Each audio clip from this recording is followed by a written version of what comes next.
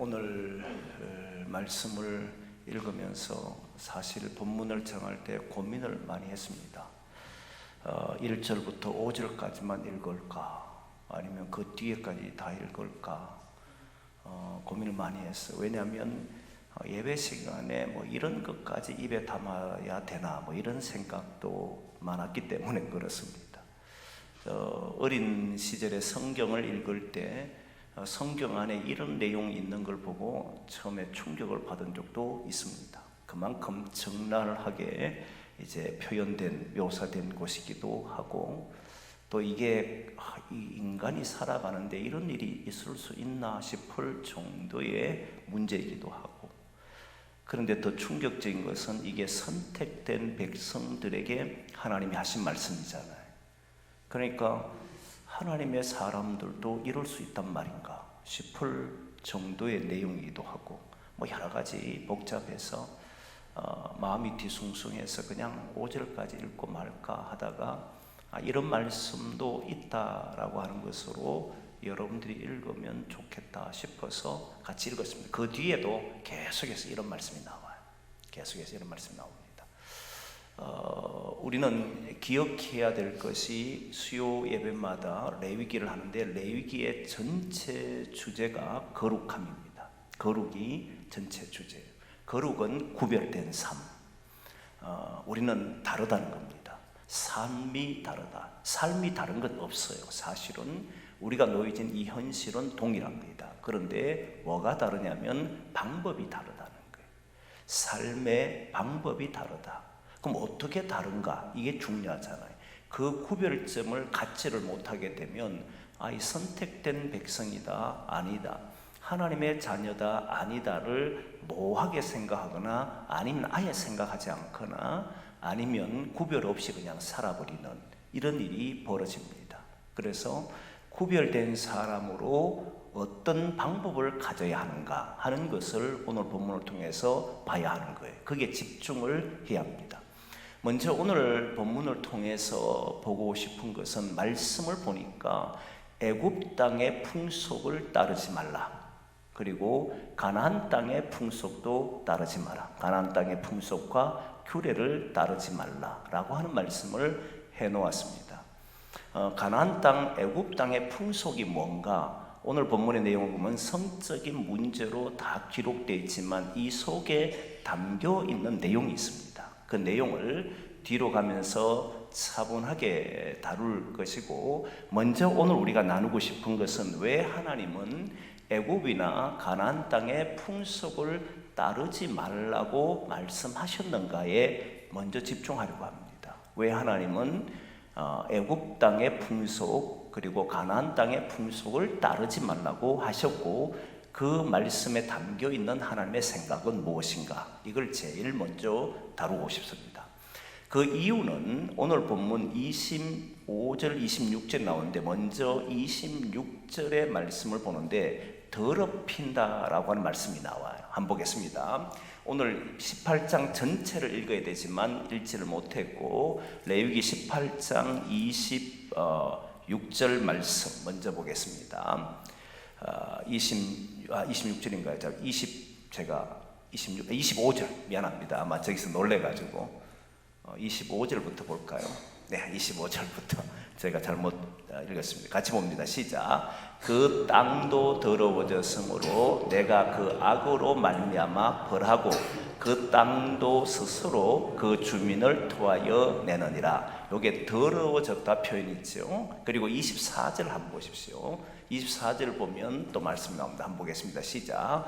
너희는 이 모든 일로 스스로 더럽히지 말라. 내가 너희 앞에서 쫓아내는 족속들이 이 모든 일로 말미암아 더러워졌고, 더러워졌다는 거예요. 더러워졌는데 무엇이 더러워졌느냐면 제일 먼저 네 자신, 스스로 자기를 더럽힌 거예요. 그리고 동시에 자기만 더럽힌 것이 아니고 공동체 전체가 더러워집니다. 그리고 마지막에 더러워지는 게 26절에는 땅이 더러워졌다, 이 더러워졌다는 표현이에요. 왜 이런 이방인의 애굽의 풍속을 따르고 그리고 가나안 땅의 풍속을 따르는 것이 더러운 행위가 되는가? 그저 더러운 행위가 되는 것을 어떻게 보면 우리는 불륜이나 이런 걸 저지르면 외도를 하게 되면 더럽다라고 표현을 쓰잖아요. 왜 더러워지느냐라고 하는 것에 먼저 집중을 해보면 더럽다는 것은 자기 인격을 먼저 말살시킵니다. 자기 스스로가 타락의 길을 걸어가 버려요. 그래서 오늘 악행이라는 표현을 썼는데 바로 자기 자신에게 악한 짓을 하는 겁니다. 타인에게 악한 짓을 하는 것처럼 보이지만 근데 우선은 먼저 자기가 타락했음을 보여주는 거예요. 자기 자신이 악해지는 사람이 되어버립니다. 근데 문제는 자기 자신만 악해지는 것이 아니고 상대를 악하게 만듭니다. 상대를 타락시켜버려요. 더 문제는 이것이 만연되었을 때 공동체가 이것을 허용하고 괜찮다라고 인정했을 때는 그 사회가 타락을 합니다. 그 사회만 타락하면 괜찮은데 그 다음에 문제가 일어나는 것이 뭐냐면 그들이 살고 있는 터전이 더럽혀집니다. 우리는 성적인 범죄가 일어났을 때 그 사람만 더럽다고 생각하잖아요. 근데 성경은 그 사람뿐만 아니라 전체가 더러워지고 동시에 땅도 더러워진다고 생각합니다. 그럼 왜 땅이 더러워지는지를 잘 이해하시면 이 말씀이 주는 의미를 훨씬 더 깊이 가지게 됩니다. 사실 인간이 태어나면 반드시 자라야 되는 것이 두 가지가 있는데 예수님도 자라면서 키도 자라고 그 지혜도 자란다 이런 말이 있지 않습니까? 그러듯이 아이들이 자라는 것은 단순히 키와 몸만 자라서는 안 됩니다. 보통 사람은 두 가지 세계를 가지고 있다고 보는데 하나는 정신세계, 또 하나는 물질세계. 물질이 없으면 우리는 살 수가 없으니까. 그런데 문제는 물질이 많아졌을 때 그 물질을 관리할 수 있는 정신세계가 받쳐주지 못하면, 자라지 못하면 그 사회는 항상 타락해 왔습니다. 이게 문제가 되는 거지.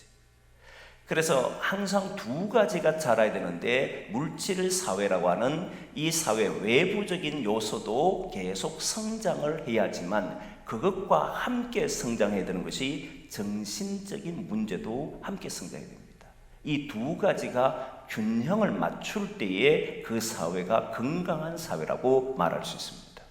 그런데 지금 오늘 본문에 나오는 것 보니까 타락을 해서 이방인의 풍속이라 했지만 성적인 문제로 일어난 문제단 말이에요. 타락을 했습니다. 자기 자신이 타인을 향하여서 문제를 일으켰습니다. 성적인 문제인 것은 모두 무엇에 근거를 하고 있냐면 자기 만족입니다. 철저한 자기 쾌락입니다. 자기 쾌락 때문에 이런 일들이 벌어지게 되는 거잖아요. 쾌락을 추구하고 그 쾌락을 만족시키기 위해서 욕심과 욕망을 채우기 위해서 하는 모든 짓이 바로 이런 형태로 드러나더라는 거예요. 근데 그 한 사람만 그러면 문제가 없지만 그 사람 자체가 문제 있을 뿐인데 이것은 당연히 그와 함께 관계가 된 사람도 문제가 돼 있고 그리고 이것이 그 사회에 문제가 될 시에는 사람은 그 땅을 돌보지를 않더라는 거예요. 땅을 안 돌봅니다. 쾌락을 추구하고 자기 욕망과 욕심을 채우는 사람들이 가정을 돌보는 거 본 적 있습니까? 그거는 말로 하는 것이지 실제로는 돌보지 않습니다. 그 자기 만족을 위해서 자기 쾌락을 위해서 사는 사람은 옆에 사람을 잘 돌아보지 않습니다. 굶어 죽든 아니면 힘들든 상관하지를 않습니다. 오직 자기 욕심을 채우기에 급급해집니다. 그러다 보면 그가 살고 있는 삶의 터전이 문제가 생겨버려요. 이런 일들이 가나안 땅에 특히 애굽 땅에도 농경 사회 중에 하나이기 때문에 정착된 두 나라에서 나타나는 공이 나타나는 것이었는데 이들은 1년에 풍년을 가지려고 하면 풍년이라고 하는 것은 그냥 암수의 관계에 의해서 풍년이 일어납니다. 그렇잖아. 여러 조건들이 맞아야 되지만 그렇기 때문에 1년의 시작을 할 때 풍년기원제를 하게 됐습니다. 풍년기원제 중에 특히 가나안 땅은 그 가나안 바알 신전에는 바알 신과 아세라 신이 그 땅을 주도했는데, 바알 신은 남성 신이고 아세라 신은 여성 신입니다. 아세라와 남성 신인 바알과 둘이가 관계를 해야만 이 땅이 풍요로운 땅이 된다라고 가르쳤던 것이 가나안 땅입니다. 그러니까 풍년기원제는 성적 관계의 기원제입니다. 그래서 그 안에는 수많은 여인들이 존재했습니다. 그리고 누구든지 그 기간에는 자유를 얻습니다. 이것을 통해 가지고 이 땅이 풍년이 이루어진다고 믿었던 겁니다. 근데 여러분, 이것이 사람을 속이는 건지 여러분 아십니까? 사람의 사실은 일반적으로 보면 암수에 의해서 어떤 것도 자라고 열매를 맺는 건 확실합니다. 그런데 그들은 그 암수를 통해서 열매를 주고 어떤 것도 자라게 되도록 돼 있는데, 이걸 자기의 쾌락으로 삼아버렸다는 거예요.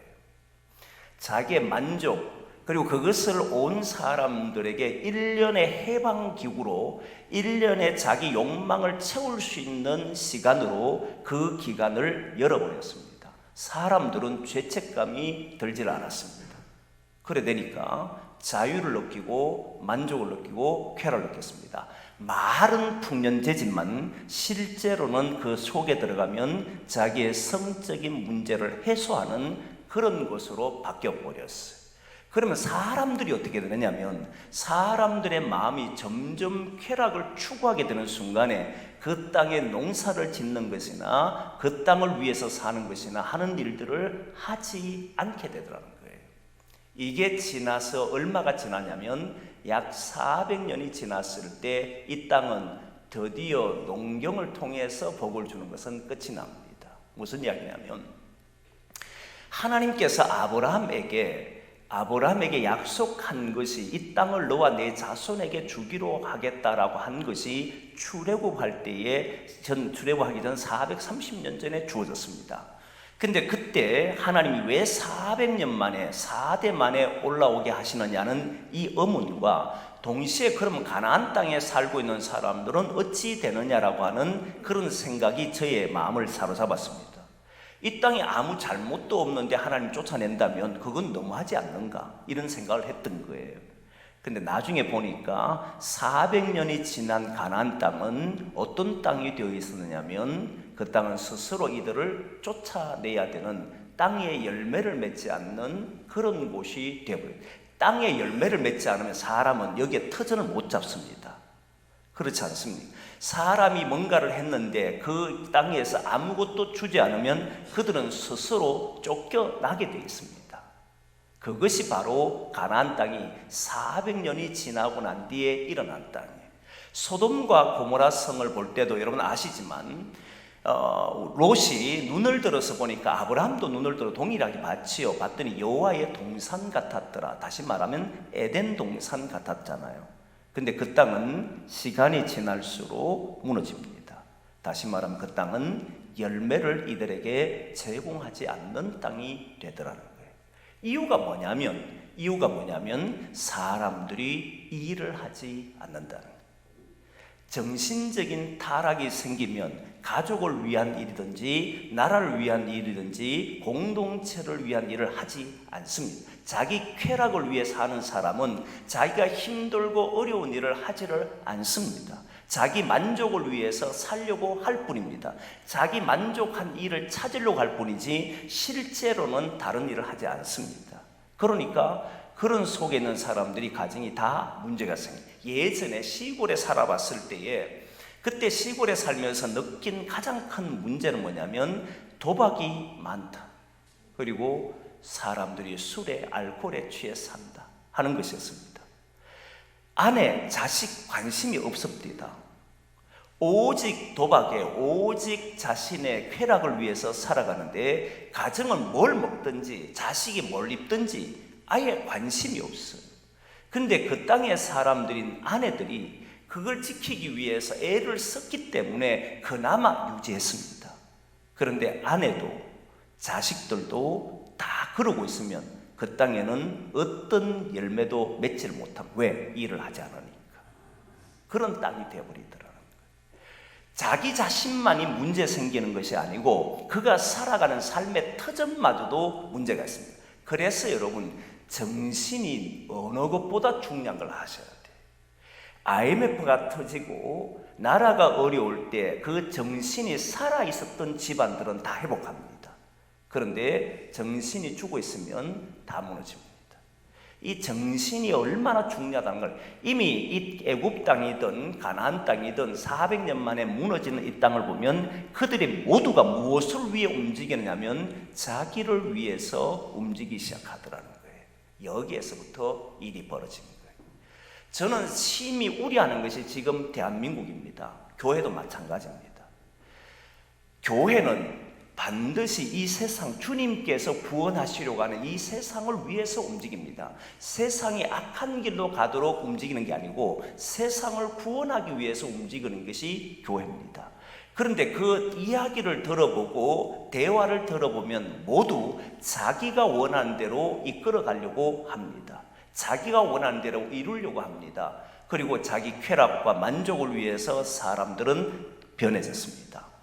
지도자들도 목회자들도 그리고 항존직자들도 여기에 자유로울 사람이 그렇게 많지가 않습니다.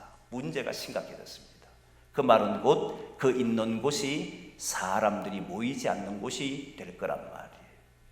지금 한국교회가 비어간다 소리 합니다. 이유가 뭐냐면 하나님의 말씀인 그 정신대로 사는 사람보다는 자기의 목소리가 크기 때문에 그곳은 비어갈 겁니다. 앞으로 점점 더 가속화가 될 겁니다.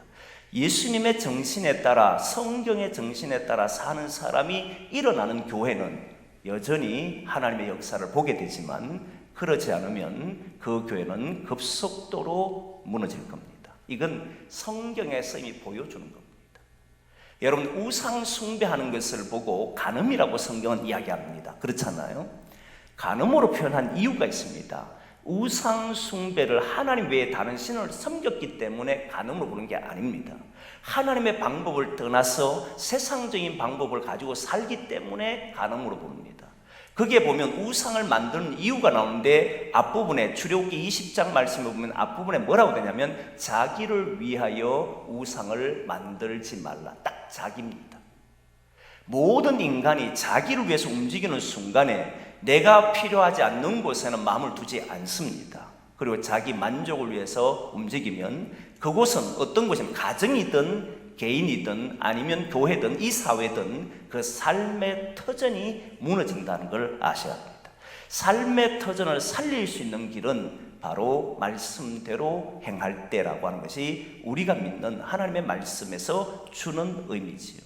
그래서 사랑하는 성도 여러분, 저와 여러분들이 오늘 여기에서 함께 우리가 결단해야 될 것 중에 하나는 나는 누구를 위해서 말하고 있고 누구를 위해서 행동하고 있고 누구를 위해서 살아가고 있는가를 정하셔야 됩니다. 이 둘은 굉장히 복잡합니다. 오늘 본문의 뒤로 가면 이 문제가 정리하기가 사실 쉽지 않다는 걸 알 겁니다. 무슨 말이냐면, 사실 나는 다른 사람을 위해서 말하는 것처럼 보여도 깊이 들여다보면 나 자신을 위해서 말하는 것으로 나타날 때가 너무 많기 때문에 이 문제를 어떻게 해결할 수 있을지가 정말 고민입니다.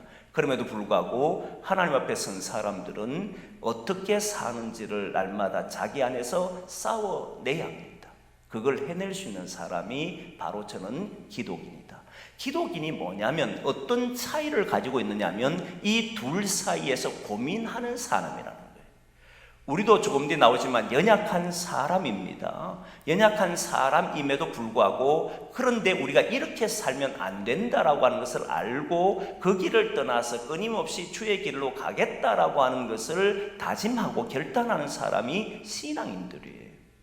어제까지는 어떤 영향을 줬든지 간에 오늘부터 나는 주님의 뜻에 따라 살겠습니다 라고 하는 결단을 하고 과거를 단절하는 것을 보고 우리는 신앙인이라고, 그가 신앙인이 완벽하기 때문에 신앙인으로 말하지를 않습니다. 그래서 제일 먼저 우리가 이 성적인 타락을 하는 이유, 이방인의 풍속에 따라 사는 이유는 자기를 위한 것이고, 결국 이 삶은 나만 무너뜨린 것이 아니라 내 주변에 내가 사랑하는 사람도 무너뜨리고 결국 그가 있는 그 터전도 무너뜨린다는 것을 기억하셔야 된다는 거예요. 이건 책임입니다. 그리고 기독인의 자세 중에 책임감을 가져야 합니다. 책임은 가지고 있는 사람이 말하는 겁니다. 가지고 있지 않으면 책임감을 가질 필요가 없어요. 무슨 말이 이해됩니까? 내게 뭔가가 있으면 책임감 있는 거예요. 근데 내게 없으면 책임질 필요가 없잖아요. 보십시오. 자기를 위해 사는 사람은 자기 삶은 누구 거냐면 내 거예요. 내 거니까 책임질 이유가 없어. 자기 마음대로 살면 돼.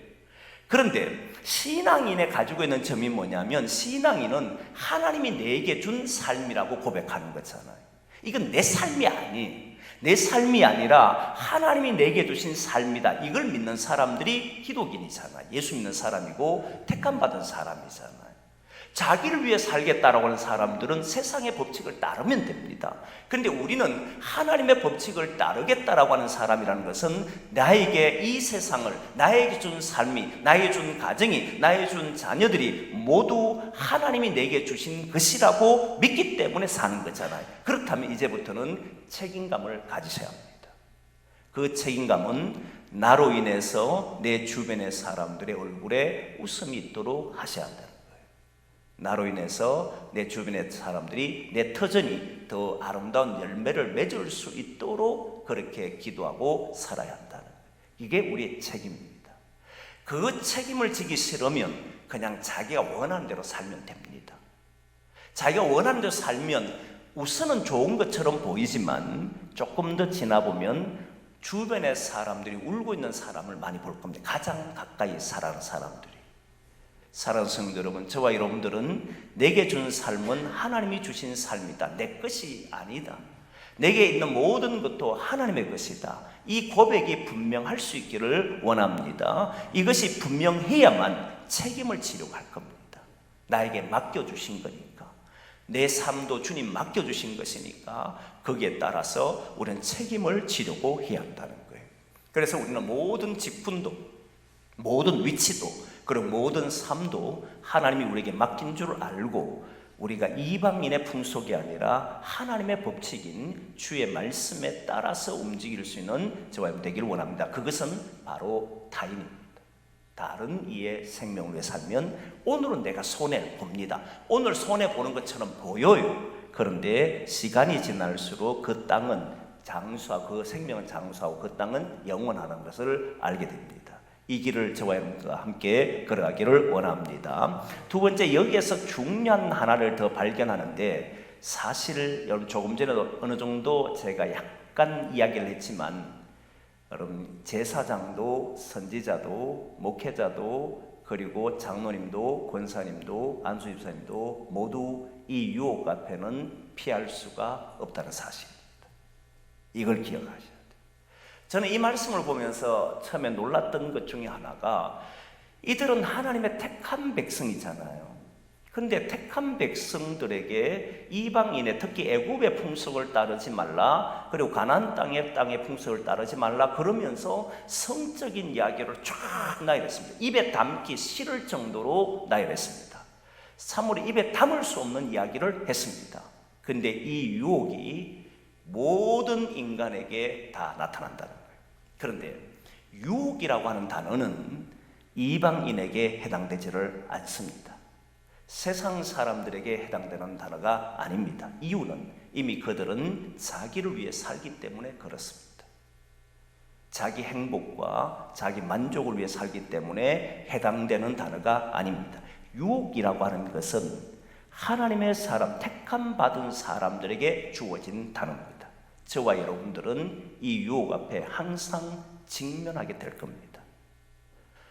여러분, 이 유혹을 이겨낼 수 없느냐가 이제 관건인데, 우리는 누구도, 아니 제사장도 유혹받습니까? 유혹받지요. 인간이기 때문에 예외 없습니다. 목사들, 지금 많은 목회자들이 문제를 일으키잖아요. 다 유혹이지 않습니까? 그 유혹 앞에 이겨내지 못했던 것 아닙니까? 그 유혹을 이겨낼 수 있느냐 없느냐가 이제 우리에게 주어진 숙제입니다.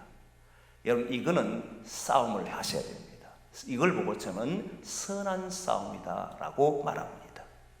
이걸 영적인 싸움이다라고 말합니다. 끊임없이 일어날 수 있는 유혹, 끊임없이 이런 문제 앞에 놓일 수 있는 상황, 그 속에서 주님은 말씀했습니다. 그들을 따르지 말라. 이 말씀이 딱 주어졌습니다. 그럼 이제는 내가 이 말씀대로 살 것인지 아니면 이 말씀에 떠나서 살 건지를 이제 스스로가 결정할 겁니다. 스스로 타락의 길을 걷지 않도록 하셔야 한다는 거예요.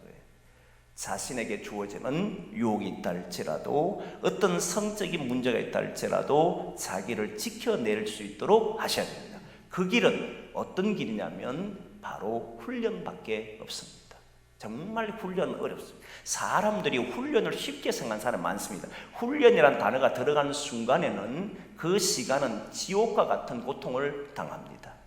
제가 이제 학교에서 성령론을 수업을 가르치는데 한 학생이 그런 이야기를 합니다.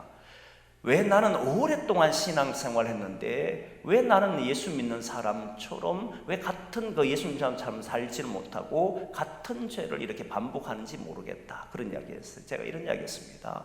훈련한 적이 없을 겁니다. 그것을 가지고 하나님 앞에 서서 회개하고 다시 이렇게 살지 않겠다 결단하고 그런 유혹 앞에서 또 넘어질 때마다 다시 일어나서 주님 앞에 엎드리고 이렇게 한 적이 거의 없을 겁니다. 훈련은요, 모집니다. 매우 힘듭니다. 자기 자신을 억제해야 될 만큼, 그리고 심지어는 자기 모습을 함부로 할 수 없을 만큼의 고통을 당해야 합니다. 그때 자기 몸에 체득이 됩니다. 저는 우리 교우 성도들이 하나님의 말씀으로 훈련된 자가 되기를 소망합니다. 훈련돼야 돼요. 하나님 말씀을 들었다고 해서 바로 나가서 삶을 살 수 없습니다. 그래 되지도 않습니다. 그런데 삶에서 문제가 일어날 때마다 판단을 하나님 앞에 해보시라고, 하나님 앞에 기도하고 주여 나는 여기에서 무엇을 선택해야 합니까? 결정하고, 그리고 그 결정에 따라서 일어난 것을 보고 그리고 움직이셔야 된다는 거예요. 여러분, 저와 여러분들이 하나님 앞에 온전하게 서는 그날까지 훈련하기를 원합니다. 이 훈련은 정말 고될 겁니다. 무너질 때가 있고 일었을 때가 있고 또 유혹에 넘어가서 또 막 헤맬 때도 있겠고, 그러나 하나님 앞에 서려고 하는 사람들은 거기에서 반드시 이겨내게 되는 줄 믿습니다. 그 길을 걸으셔야 된다는. 이제 오늘 본문의 내용을 좀 더 가지고 말씀을 전하려고 하는데요. 실제로 그러면 애굽의 풍속이 무엇이며 가나안 땅의 풍속이 무엇인가? 물론 그 뒤에 보니까 성적인 내용이 나오지만 우리가 의미적으로 조금 더 살펴보면 이해가 될 겁니다. 애굽의 풍속은요, 여러분 시간이 지나서 이스라엘 백성들이 가나안 땅에 들어가 살 동안에 하나님께서 너희들이 애굽 땅의 풍속을 따른다고 야단친 적이 거의 없습니다. 오히려 가나안 땅의 풍속을 따랐다고 야단을 많이 쳤습니다. 애굽 땅의 풍속이라고 하는 지금 시점이 어디냐면 가나안 땅에서 애굽의 땅에 나와서 가나안 땅을 향해 가는 광야의 길에 있습니다. 지금 이 말씀을 주실 때가. 그러면 이들은 무엇으로 살아왔느냐면, 사람은요 오늘 만나는데 오늘 만나는 내용이 어제에 주어진 것으로 어제의 풍속으로 오늘 살아갑니다. 그렇잖아요. 어제 배운 것으로 오늘 삽니다. 근데 이렇게 살면 성경은 어떻게 되느냐 했을 때 그 땅이 토해낸다라고 이야기를 하잖아요. 이 말씀이 실제로 오늘날도 맞는지를 보셔야 됩니다. 지금까지 우리가 살아왔던 삶의 방법으로 오늘 삶을 살면 오늘은 어제와 다른 미래잖아요. 그럼 내일 우리가 만날 텐데 오늘까지 뭔가를 우리가 배워온 것으로 내일을 연다면 이게 무슨 이야기냐면 애굽 땅의 풍속이라는 것은 과거의 삶이 오늘을 만나게 하는 사건이다 이 말이에요. 조금 어렵잖아요. 어려운데 이해는 될 거예요. 어제까지 과거라고 하는 나의 습관, 나의 행동, 그것이 미래라고 하는 오늘을 만나서 그것으로 살아가려고 할 때에 우리는 지금까지는 별 문제 없는 것처럼 살아왔습니다. 그런데 앞으로 지나보면 세월은 훨씬 더 빨라집니다. 빨라졌을 때 내가 옛날 사고에 잡혀있는 사람들은, 옛날 사고방식에 잡혀있는 사람은 현대를 못 이겨낼 겁니다. 현실에서 뒤떨어질 겁니다. 바로 나타날 겁니다. 예전에는 10년이 지나면 강산이 변하지만 이제는 10년이 안 지납니다. 1년이 지나면 강산이 변하는 것도 아닙니다. 이제는 몇 달 아니라 며칠만 지나도 산 하나가 없어집니다. 그런 시대가 우리가 사는 시대입니다. 완전히 달라져 버렸어요. 그런데 여전히 과거의 사고로 오늘 연다? 이 사람은 며칠 더 지나고 1년 더 2년 지나면 그 사람은 이 시대에 뒤떨어진 사람으로 나타날 거예요. 시대가 토해낼 겁니다. 시대가 토해낸다는 말은 그 시대에 살 수 없는 사람으로 걸어가게 되더라, 이 말입니다. 저는 교육 목사를 할 때에 제가 당회에 건의를 했습니다. 해가지고 우리 장로님한테 이야기를 해서 우리 교육 전사님들에게 1년에 일정한 금액을 쓸 수 있도록, 마음껏 쓸 수 있도록, 이 금액 안에서는 묻지 말고 쓸 수 있도록 허락해달라고 요청했습니다. 그게 1인당 1년에 100만 원이냐요? 뭐 정도 됐을 겁니다. 해달라고 했습니다. 근데 왜 그러냐 그러길래 지금 한국 교회를 위해서 목회자들이 새로운 것을 배워야 합니다. 근데 배울 수 있는 것을 배울 때 이들은 경제적인 어려움이 있기 때문에 저는 지원해 주기를 원합니다 했습니다. 허락을 받았어요. 그래서 마음껏 배우라고 했습니다. 그런데 저한테 어디를 가서 배워오겠다라고 하는 어떤 제안서를 가져오면 거의 대부분이 펑크를 맞았습니다. 돌려보냈습니다. 안 된다고 했습니다. 이유가 뭐냐면 배우는 것이 다른 교회 하고 있는 걸 배우러 가는 사람들은 모두 돌려보냈습니다. 예외 없이 다 돌려보냈습니다. 이유가 뭔지 아십니까? 그건 과거입니다. 지금 너희에게 100만 원을 주고 1년에 너희를 성장시켜라고 하는 것은 누구의 것을 보고 답습하라고 하는 게 아닙니다. 이 시대에 새로운 것이 무엇인지를 찾아내라고 하는 예산이었습니다. 목회자로서 어떻게 살아야 할지, 어떤 길을 걸어가야 할지, 무엇을 우리가 가져야 할지 이거를 배우라고, 네 자신을 성장하는 일에 쓰라고 했는데 겨우 한다는 것이 다른 교회, 앞서가는 교회를 배우겠다는 거예요. 저는 거기에 동의를 일치하지 않았습니다.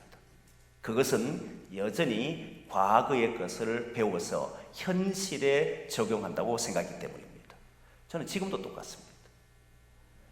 여러분, 배우는 것은 우리가 오늘 우리에게서 무엇을 할 건지 하나님이 우리에게 주시는 것으로 배워야지, 이미 있는 것을 배우는 것은 그건 이미 그 사람들은 그 성공하기까지 적어도 15년의 긴 세월 동안 고생을 했습니다. 과거에는 맞았어요. 다른 교회, 앞선 교회를 배우면 맞았습니다. 왜 맞느냐면 아직 강산이 10년 동안 바뀌지 않으니까, 세월이 지나도 잘 변화가 없으니까 맞았습니다. 근데 지금은 이제 눈앞에 바로바로 바뀌는데 그걸 배워온다고요? 그럼 그 사람들 다 성공하고 난 뒤에 우리는 따라간다고요? 말도 안 되는 소리 합니다. 저는 그걸 허용하지 적이 없습니다. 그랬더니 전사님들이 저한테 항의를 많이 했습니다. 그럼 뭘 배우란 말입니까? 돈 줘놓고 하란 말이 하지 마라 그래. 막 따졌습니다. 근데 제대로 배우겠다 해서 뭔가를 이제 좀 더 학문을 배운다거나 뭔가를 좀 더 배운다 할 때는 다 보내줬습니다. 뭘 배우는지 모르니까. 정말 어리석은 짓을 많이 하지요. 여러분, 과거의 것을 배우는 것은, 과거의 것을 습관적으로 기르는 것은 과거의 것이란 이 습관이 된 걸 말하는 겁니다. 과거의 것으로 오늘 여는 것을 하나님은 못하게 하십니다. 하는 순간에 시간이 딱 지나면 그 있는 곳에서 더 이상 사람들에게 주질 못할 겁니다. 그래서 기독교는 언제나 미래를 보여줘야 되는 곳이지 과거의 한 행위들을 반복하면서 교육을 해서는 안 됩니다. 그러면 사람들은 교회에 찾아오지 않을 겁니다. 여러분, 제가 늘 강조하지만 조선시대 때에 종과 주인이 없는 그런 세상을 만들겠다 했을 때 이건 상상도 못한 세상이잖아요. 여자들의 인권이 성장할 거란 상상도 못했잖아요. 그걸 부르짖었던 사람들이 선교사님들이잖아요. 근데 지금은 세상보다도 못한 교육을 하고 있는 거 아십니까? 그러니까 교회에 보내도 소용이 없다고 생각합니다. 여러분, 옛날 부모님들이 그래 말하지 않았으면 교회 가면 한자라도 뭔가 배워온다 이렇게 말하지 않았습니까? 그래서 교회를 보낸데 이제 교회 가면 그런 말 하지 않습니다. 저는 교회는 언제나 미래를 새롭게 제시한다고 생각하는 사람이에요. 그건 하나님의 말씀으로만 됩니다. 그랬을 때 귀가 열리고 눈이 열리는 이런 일들이, 그리고 과거의 습관을 오늘 현실과 만나게 하도록 하는 것은 안 된다는 거예요. 그건 하나님께서 애굽 관습, 애굽의 풍속을 따르지 말라는 이유 중에 하나입니다. 이제는 가나안 땅의 그런 풍속이 뭐냐면 이게 조금 어려워요. 가나안 땅의 풍속은 이제 자신들이 들어가야 될 땅입니다.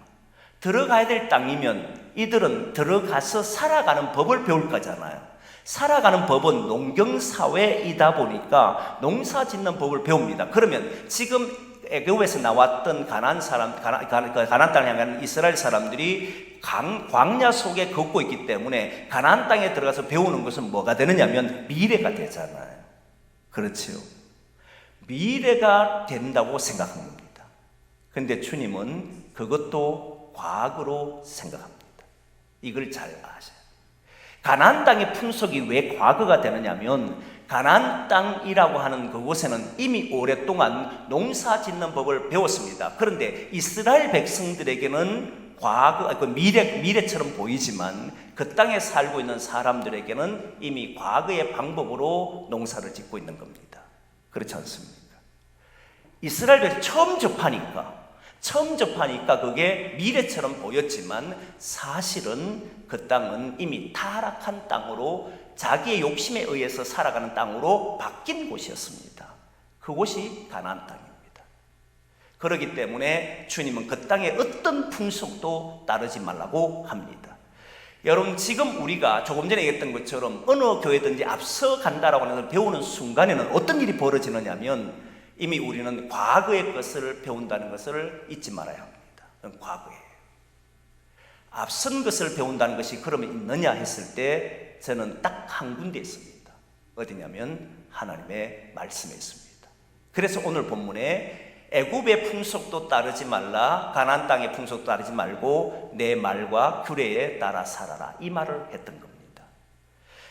여러분, 오늘 본문 이제 28절 말씀 한번 보겠습니다. 28절 말씀 29절, 28절 말씀할게요. 시작. 너희도 더럽히면 그 땅이 너희가 있기 전 주민을 토함같이 너희를 토할까 하노라. 그리고 마지막 30절을 보십시오. 30절을 보면 이제 이해가 됩니다. 같이 봅니다. 시작. 그러므로 너희는 내 명령을 지키고 너희가 들어가기 전에 행하던 가증한 풍속을 하나라도 따름으로써 스스로 더럽히지 말라. 나는 너희의 하나님 여호와이니라. 그렇죠? 애굽의 풍속도 가나안 땅의 풍속도 모두 하나님은 동일하게 생각합니다. 다 전에 하던 겁니다. 이걸 따르지 말라.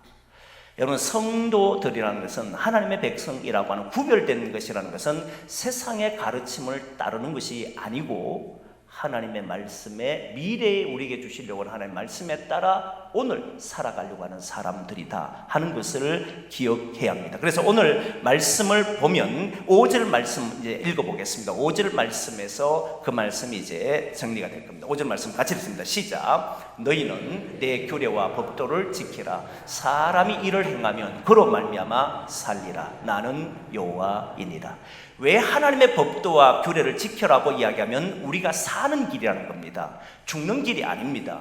가나안 땅도 애굽 땅 사람들도 법도를 만들었습니다. 그 법은 사는 것이냐 죽는 것이냐 했을 때 이들은 산다고 생각을 했습니다. 그런데 그건 모두 다 자기를 위해서 사는 것이기 때문에 그 땅은 곧 토해낼 겁니다. 그런데 새로운 법은 모두 다른 이들을 위해서 사는 것을 말하는 겁니다. 새로운 법이란 것은 우리가 살고 있는 이 땅의 법이 아니라 하나님의 법은 다른 이들, 다시 말하면 공동체나 타인이나 그리고 다른 이의 생명이나 인류나 그리고 세상이나 이곳을 향해서 걸어갈 때 내 삶이 충돌이 일어날 때마다 그것을 먼저 택할 수 있는 사람이 될 때 그 사람이 있는 곳은 저는 기름진 땅으로 바뀐다고 확실히 믿습니다. 저와 여러분들이 그렇게 살기를 원합니다. 왜 내만 손해봐야 됩니까? 왜 내만 열심히 살아야 됩니까? 왜 나만 희생해야 됩니까? 그 소리는 어리석은 소리가 될 겁니다. 내가 희생할 때 내가 있는 곳이 새롭게 살아나는 것을 보게 될 겁니다. 그게 주님이 우리에게 보여준 삶이니까. 그렇게 저와 여러분들이 걸어가고 복된 귀한 삶이 되기를 소망합니다.